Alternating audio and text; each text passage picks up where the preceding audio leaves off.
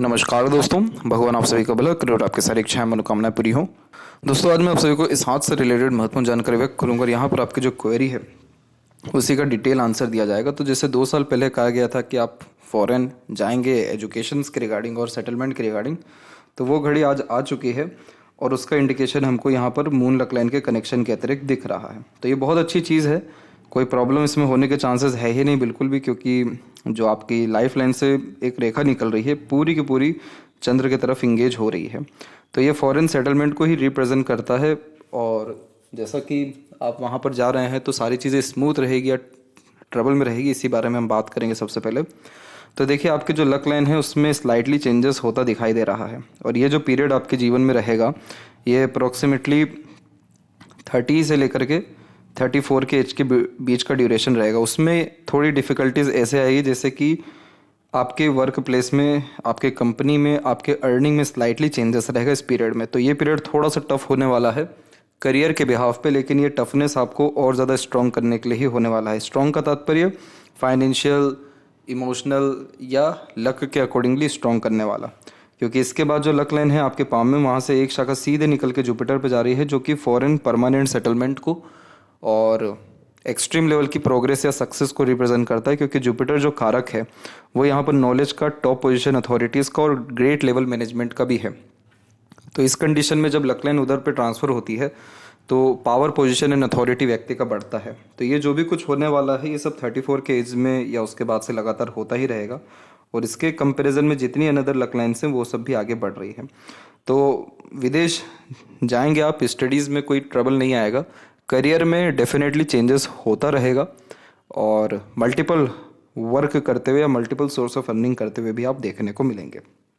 जैसा आपने लोन ले रखा है तो वहाँ कुछ लोन के रिगार्डिंग प्रॉब्लम होगा या नहीं, तो होने के तो चांसेस हैं, क्योंकि राहु की रेखाएं आकर के कट कर रही हैं। तो ऐसा रहेगा कि जिस हिसाब से अर्निंग करना रहेगा वो थोड़ा कहीं ना कहीं हो नहीं पाएगा। इसीलिए कहीं ना कहीं आप ऐसा आपको लगेगा, प्रतीत होगा कि आप अंडररेटेड काम कर रहे हैं या अर्निंग के बिहाफ पे ग्रोथ नहीं हो रही है। तो इसका रेमेडी करने की ज़रूरत रहेगी। बाकी सबसे अच्छी जो कॉम्बिनेशन पाम में आपके आ रही है वो है आपकी सूर्य की रेखा।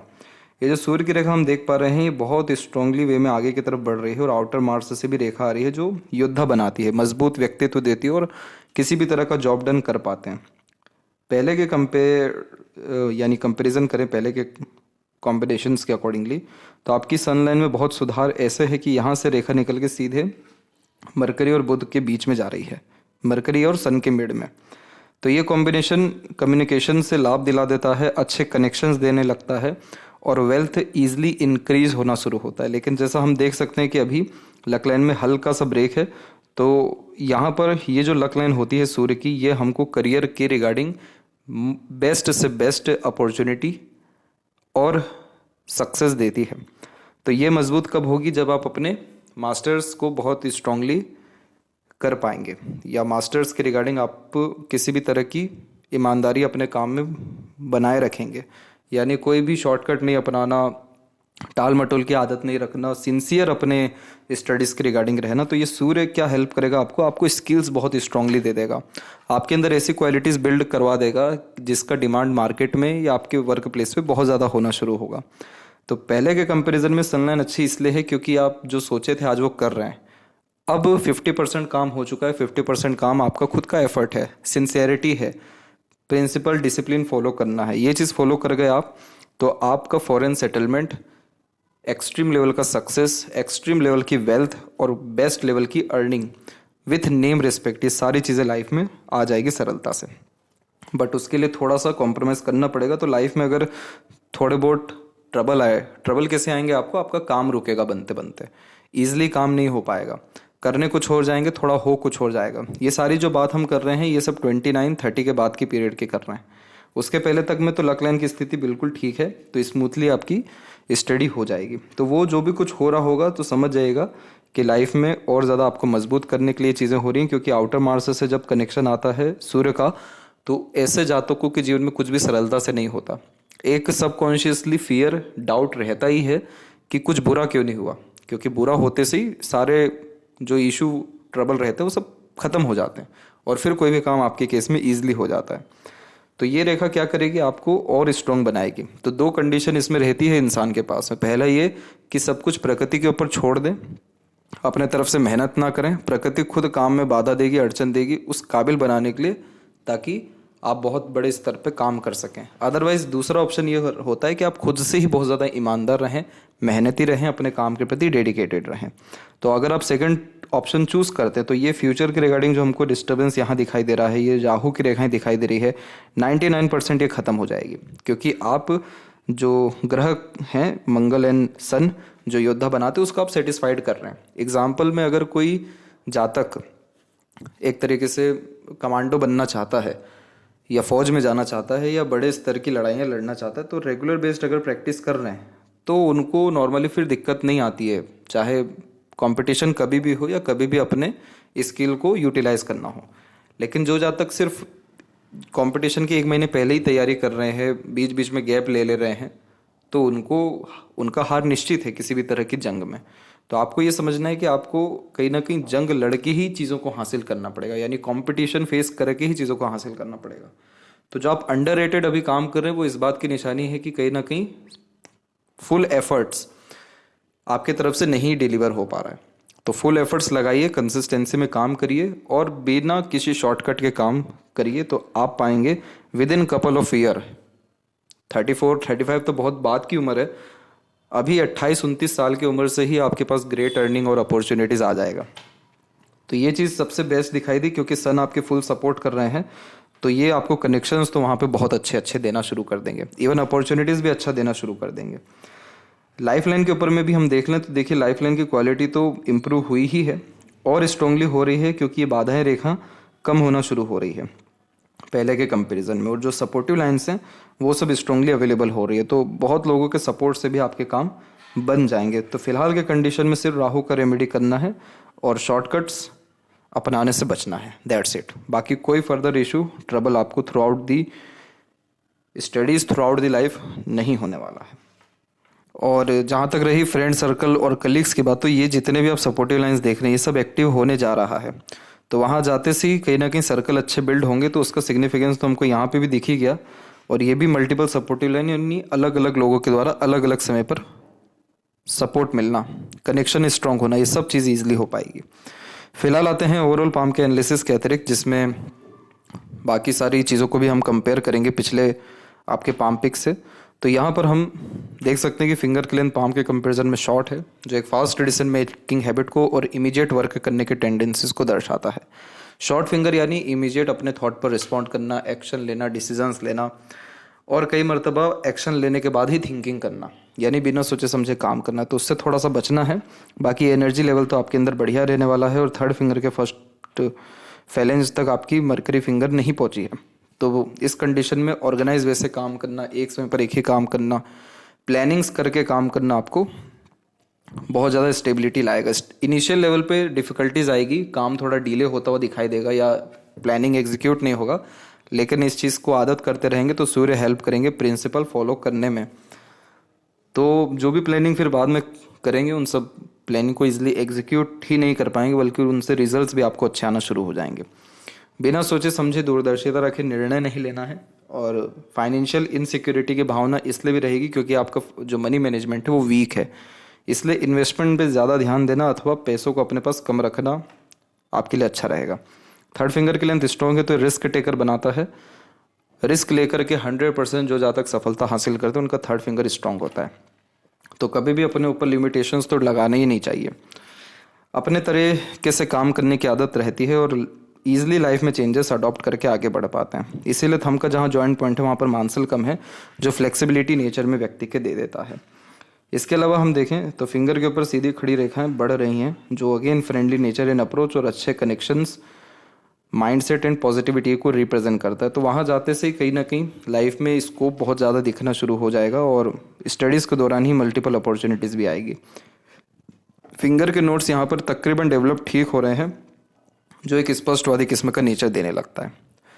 तो सीधे स्पष्ट रूप से बातचीत करने या सुनने की आदत होने लगती है। और फैलेंजेस की स्थिति और इंटरनल मार्स की स्थिति बढ़िया है। शुक्र भी बहुत अच्छा है, आउटर मार्स भी बढ़िया है।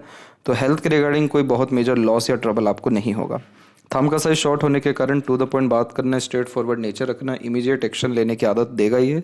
रात गई बात गई वाला व्यक्तित्व भी रहेगा तो पुरानी बात भूल आगे बढ़ पाएंगे। इस तरीके के थंब की सबसे नेगेटिव पॉइंट है इनकंसिस्टेंसी। तो लगातार कोई काम नहीं कर पाते क्योंकि हमेशा अपने काम में अपग्रेडेशन या चेंजेस करने की आदत ये दे रहा होता है। यव का चिन्ह है तो रेगुलर बेस मेडिटेशन करना, योग प्राणायाम करना या एक्सरसाइज करना या कोई भी रिचुअल फॉलो करना internal peace, satisfaction, multiple opportunities, wealth और कंफर्ट, इन सारी चीज़ों को इंक्रीज करेगा। पाम का जो स्ट्रक्चर है वो स्क्वेरिश में कन्वर्ट हो रहा है जो एक हार्ड वर्किंग नेचर की निशानी है। ईश्वर का कहीं ना कहीं गॉड गिफ्ट है कि आप शारीरिक या मानसिक किसी भी तरह का मेहनत अपने जीवन में कर पाने में सक्षम हैं और बहुत कम रिसोर्सेज में भी अपनी लाइफ बहुत सही ढंग से जी पाने में भी सक्षम है। डाउन टू अर्थ किस्म का नेचर है, ईगो एटीट्यूड नहीं रहेगा, दूसरों की लाइफ में बहुत इंटरफेयर भी करने की आदत नहीं रहेगी। तो ये सारी चीज़ें आपको हेल्प करेगी रेगुलर बेस्ड अपने लाइफ को सुधारने में। नेचर के करीब रहना बहुत ज़रूरी है, इसलिए रेगुलर बेस्ड वॉक करना आपके लिए कहीं ना कहीं आपके इंटरनल स्ट्रेंथ को इंक्रीज करता रहेगा। लोअर पोजीशन ज़्यादा डेवलप्ड है तो इंस्पिरेशन मोटिवेशन बहुत है और सब कॉन्शियस जोन भी एक्टिव बहुत ज़्यादा है, तो आप कहीं ना कहीं वह सारे काम बहुत सही ढंग से कर पाते जिसके बारे में आपने कभी सोचा ना हो। तो इसीलिए ये इस बात का संकेत है कि सब कॉन्शियस माइंड आपका ज़्यादा एक्टिव है, तो बहुत ज़्यादा सोच विचार के काम नहीं करना है, प्लानिंग करना और बहुत ज़्यादा थिंक करना, इन दोनों चीज़ों में फ़र्क है। प्लानिंग आप अपने गोल के लिए करिए कि इस स्टेप से आपको जाना है, लेकिन बहुत ज़्यादा थिंकिंग मत रखिए कि ये होगा वो होगा या ये काम करने से ये होगा। परिणाम की चिंता नहीं करनी है, कर्म करना है, यानी निष्काम कर्म। क्योंकि जिस किसी का भी आउटर जोन, जैसा कि आपके पाम में ये सब कॉन्शियस जोन एक्टिव है, किसी का भी ऐसे देखने को मिला ऐसा व्यक्ति एक्स्ट्रा ऑर्डिनरी ही वर्क अपने जीवन में किया है, इसमें कोई डाउट नहीं। जितने भी ग्रेट नेम फेम वाले लोग हैं जिन्होंने कुछ नया किया है, बड़े लेवल का काम किया है, उन सब में ये कॉमन पॉइंट मिला है। सब कॉन्शियसली कोई बात आई, एक्शन लिया, नहीं पता था सफलता मिलेगी और बहुत तगड़ी सफलता मिल गई। सबसे जो कम एरिया ले रहा है आपके पाम में वो है यहाँ पर जुपिटर, सैटर्न एंड सन। इस चीज़ को समझना ज़रूरी है। जुपिटर कम एरिया लेता है तो इस कंडीशन में नॉलेज बहुत होता है लेकिन यूटिलाइज नहीं कर पाते क्योंकि शॉर्टकट अपनाते हैं। सैटर्न माउंट दबा हुआ है तो कोई भी काम समय पर नहीं होता है, थोड़ा रुक रुक करके होता है। सूर्य का क्षेत्र अभी सुधर रहा है तो आपके अंदर कहीं ना कहीं पंचुअलिटी, अपने काम के प्रति डेडिकेशन, विज़न क्लियर होने की संभावनाएं अच्छी हो रही हैं। जुपिटर माउंट के ऊपर हम देख सकते हैं कि इधर पे आड़ी रेखाओं की अवेलेबिलिटी है जो स्पिरिचुअल कनेक्शंस देती है और एक इमोशनल पर्सनैलिटी, सेंसिटिव पर्सनैलिटी को बिल्ड करती है। इसी में एक क्रॉस का साइन बिल्ड हो रहा है। अगर ये इंडिपेंडेंट होता तो लव मैरिज कन्फर्मली देता, लेकिन इधर कोई अनदर साइन बिल्ड होना शुरू हो रहा है जो मोस्ट प्रोबेबली स्क्वायर का साइन है। तो अगर ये भी बिल्ड हो रहा है तो ये समझ जाइए कि सिर्फ मैरिड लाइफ में ही अच्छे लाभ नहीं देगा, ये आपको एजुकेशन से भी लाभ दे रहा है, फैमिली में भी बहुत स्टेबिलिटी बढ़ा रहा है, रिसोर्सफुल पर्सनैलिटी दे रहा है। तो ये अगर ये प्रोमिनेंट साइन हो जाता है तो फिर कभी पीछे मुड़ के देखने की ज़रूरत ही नहीं पड़ती ऐसे व्यक्ति को, क्योंकि निरंतर प्रगति करते हैं अपने जीवन में। तो ये combination prosperity and property increase करता है और सक्सेस आफ्टर मैरिज का कॉम्बिनेशन कन्फर्मली हो जाता है। तो जुपिटर कम एरिया ले रहे हैं लेकिन साइन देखिए पॉजिटिव आना शुरू हो रहा है। सैटर्न माउंट की स्थिति दबी हुई जब भी रहती है तो इस कंडीशन में कभी भी समय पर काम होना मुश्किल होता है। कहीं ना कहीं थोड़ा देरी से सफलता मिलना, देरी से काम होना, या जब मन किसी चीज़ से उतर रहा हो तब काम बनना, ये चीज़ होता है। इसके लिए भी एक ही सजेशन है, किसी भी तरह का रिचुअल फॉलो करना, जैसे रेगुलर बेस दिया ही जलाना, मंदिर ही विजिट करना, या प्रार्थना करना, या मेडिटेशन ही करना, या वॉक पर ही जाना, ये सब रिचुअल हैं जो सैटर्न के ही हैं। तो ये सारी चीज़ करेंगे तो ये क्या करेंगे, आपको एक एनर्जी देंगे रेगुलर फाइट करने के लिए, या आपको किसी भी काम से सेटिस्फेक्शन देना शुरू करेंगे। तो हम जो आपकी लक लाइन में यहाँ ब्रेक देख रहे हैं, इधर कुछ ब्रेक्स हैं, या सैटर्न से डायरेक्ट कनेक्शन नहीं हो रहा है लक लाइन का, जो अनसेटिस्फेक्शन, अनस्टेबिलिटी और इनसिक्योरिटी की भावना देता है, वो चीज़ धीरे धीरे इन सब चीज़ों के दौरान कम होना शुरू हो जाएगी। तो इसीलिए सैटर्न के रिगार्डिंग बहुत परवाह करने की ज़रूरत नहीं है। जब भी सूर्य और सैटर्न का इस रेखा के द्वारा कॉम्बिनेशन होता है तो संघर्ष के बाद ही सफलता मिलता है, या नाम, शोहरत, सम्मान सब कुछ प्राप्त होता है। तो शनि मेहनत कराते हैं, सूर्य गद्दी पर बिठाते हैं। तो ये वही रेखा है कि बिना मेहनत के, बिना एक तरीके से निष्काम कर्म के कुछ हासिल नहीं होता है। तो ये कॉम्बिनेशन से डरिएगा मत, या ये मत सोचिएगा कि ये चीज़ हार्डवर्क बढ़ा रही है या हार्ड वर्किंग लाइफ स्टाइल दे रही है। ये कॉम्बिनेशन इनिशियल लेवल पे हार्ड वर्क दे रहा है, लेकिन रेस्ट ऑफ द लाइफ एक पोजीशन, पावर और एक टॉप लेवल पे आपको परमानेंटली बिठा रहा है। तो ये कॉम्बिनेशन अच्छा है और इस कॉम्बिनेशन में डेफिनेटली मूड स्विंग्स होता है या थोड़ा सीरियसनेस व्यक्तित्व में आता है, जो कि आपके अंदर नॉर्मली आता दिखेगा। सूर्य की रेखा में एक जगह पे क्रॉस का भी साइन है। तो ये क्रॉस का साइन इसीलिए है क्योंकि आप इनसिक्योर्ड हैं अपने लाइफ को लेकर के, या कहीं ना कहीं बार बार करियर में परिवर्तन या डिसीजन में चेंजेस करने की आदत है। तो यहाँ पर इस चीज़ का ध्यान रखना है कि कभी भी अपनी बड़ाई नहीं करनी है, अपने नाम से कोई काम नहीं करना है। और अगर कोई ब्लेम आपके ऊपर आता है किसी भी तरह से, या आप चीट हो जाते हैं, यानी किसी से चीटिंग आपको हो जाती है, तो समझ लीजिएगा कि ये कॉम्बिनेशन अपने प्रभाव खत्म करने के लिए ये सारे रिजल्ट्स दे रहा है। तो क्रॉस का साइन जिस किसी की पाम में होता है, तो परमानेंट क्रॉस बहुत रेयरली होता है, लेकिन हम देख रहे हैं कि सूर्य आपका इतना अच्छा रिस्पॉन्ड कर रहा है और वहाँ क्रॉस का साइन है, तो थोड़ी बहुत डिफेम होना, नेगेटिविटी होना या डर भय होना ये लाजमी है इस कॉम्बिनेशन में। और फैमिली से, खासकर पिता से संबंधों में थोड़ा विवाद होना या बड़े अधिकारियों से थोड़ा कम बनना, ये चीज़ होती है। और मेहनत के बाद भी क्रेडिट नहीं मिलता। तो ये सारी चीज़ अगर हो तो थैंक यू करिएगा कि ये कॉम्बिनेशन जल्दी ख़त्म हो रहा है, और डेफिनेटली ये चीज़ जल्दी ठीक भी हो जाएगी।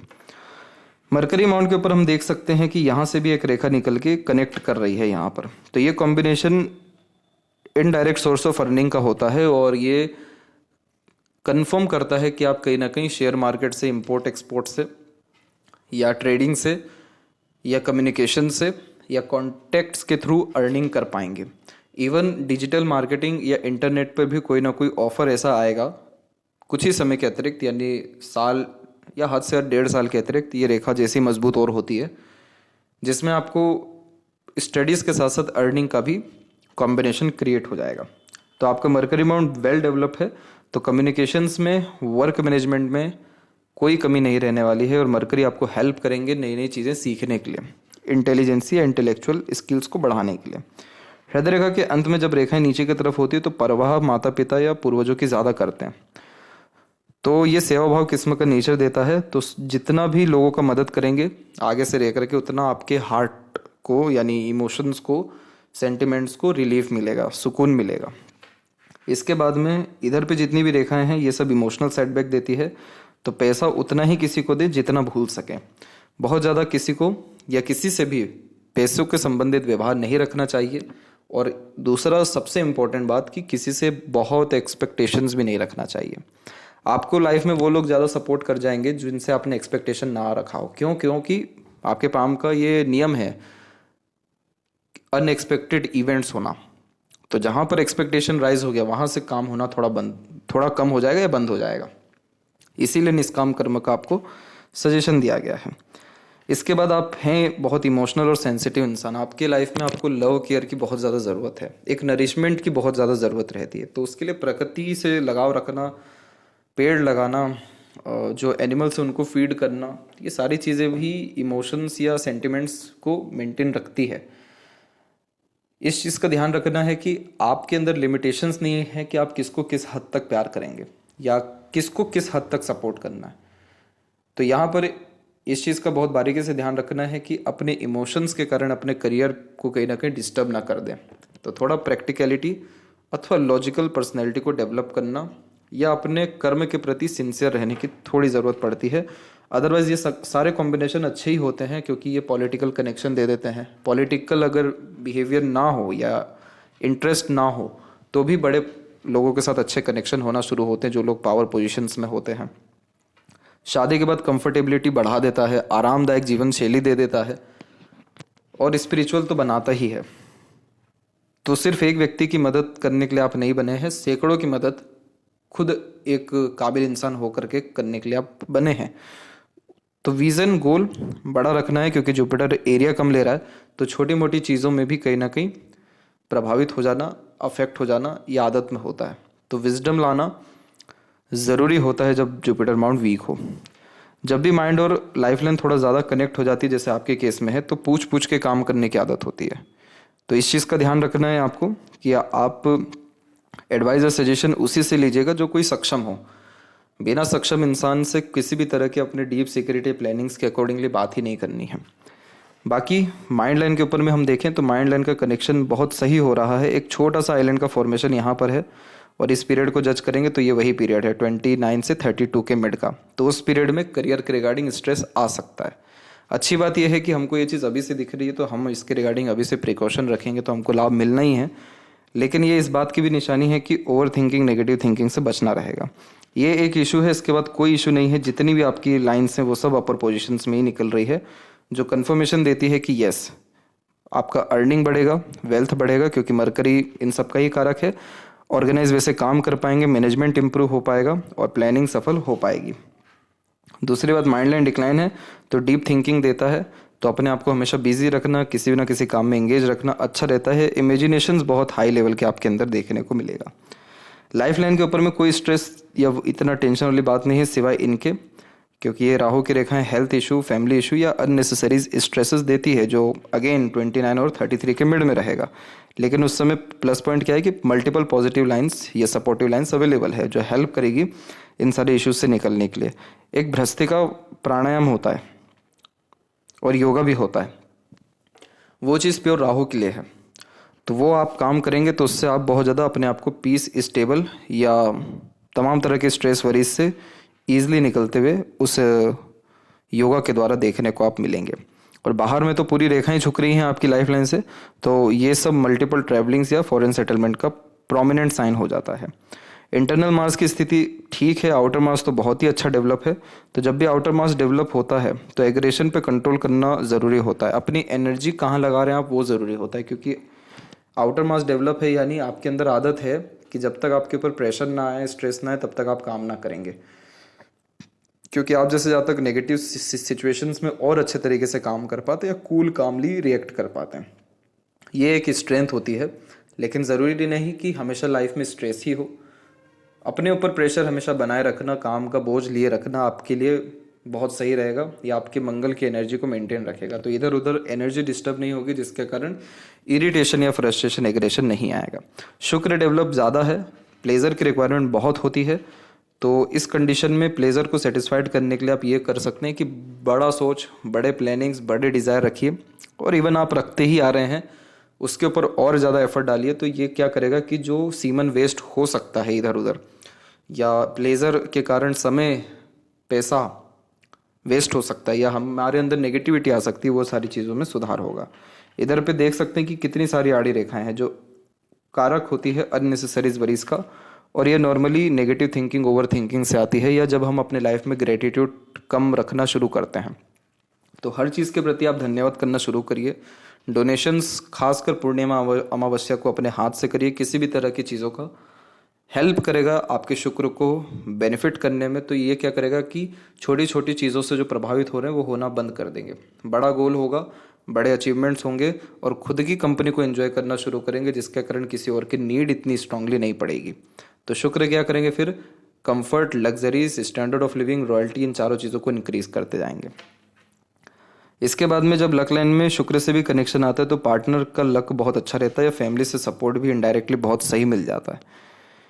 तो सक्सेस आफ्टर मैरिज का ये साइन होता है, और केतु पे ट्रायंगल का साइन आ रहा है, तो लाइफ में सिक्योरिटी हो जाती है कि कभी भी वेल्थ की, हेल्थ की और लॉन्ग लाइफ की कमी नहीं पड़ेगी, यानी एनर्जी लेवल अच्छा रहेगा। और चंद्र की तरफ ये शिफ्ट हो रहा है आपका ट्रायंगल, तो जन्म स्थान से दूर खुद की प्रॉपर्टी बनना और रस बस जाना, ये कॉम्बिनेशन देता है।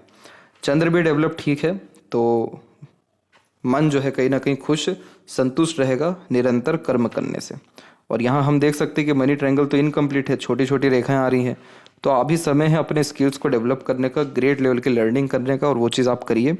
यहाँ पर रेखाएं भी स्ट्रॉन्ग हो जाएगी और सूर्य से तो ट्रायंगल बन ही गया है, इसीलिए इनफ अमाउंट में पैसा और पोजीशन पावर आपके पास रहेगी 35 के एज तक आते आते तक। और वहीं लेफ्ट हैंड में भी हम देखें तो यहाँ पर भी देख सकेंगे कि मून लक लाइन की अवेलेबिलिटी स्ट्रॉन्ग है, जो फॉरेन कनेक्शन देती है, बाहरी दुनिया लोगों से बहुत सहयोग, प्यार मिलता है। और जो 35 की एज बता रहे थे, तो देखिए लक लाइन में चेंजेस है और भी छोटे छोटे चेंजेस है। सूर्य की ये रेखा बहुत स्ट्रॉन्ग हो रही है, तो ये सारे कॉम्बिनेशन करियर के लिए बहुत अच्छे हैं। और लाइफ लाइन के ऊपर भी हम देख सकेंगे कि रेखाएं बाहर की तरफ जा रही हैं और स्ट्रेस लाइन कम हो रही है। तो वरीज, एंजाइटीज़, ये सारी चीज़ें निरंतर कर्म और निष्काम कर्म के द्वारा कम होते रहेगी। तो 100% आपका फॉरेन जाना आपके भाग्योदय का कारण या कारक बन जाएगा। तो इनिशियल लेवल में जितनी डिफ़िकल्टीज आ रही है वो सब आपके परमानेंट लाइफ के बैरियर्स को, डिफ़िकल्टीज को कम करने के लिए आ रही है। तो नेगेटिव चीज़ों से भी सीखना और स्ट्रांग होने की आदत आपके अंदर हो जाएगी। तो आशा करता हूँ आपके सभी प्रश्नों का उत्तर मिल गया हो। तब तक आप अपना ध्यान रखें और करेक्ट 28 एंड 9 के एज में आपके पार्टनर या सोल पार्टनर से मुलाकात होना भी तय है। तब तक आप अपना ध्यान रखें। आपका बहुत बहुत धन्यवाद।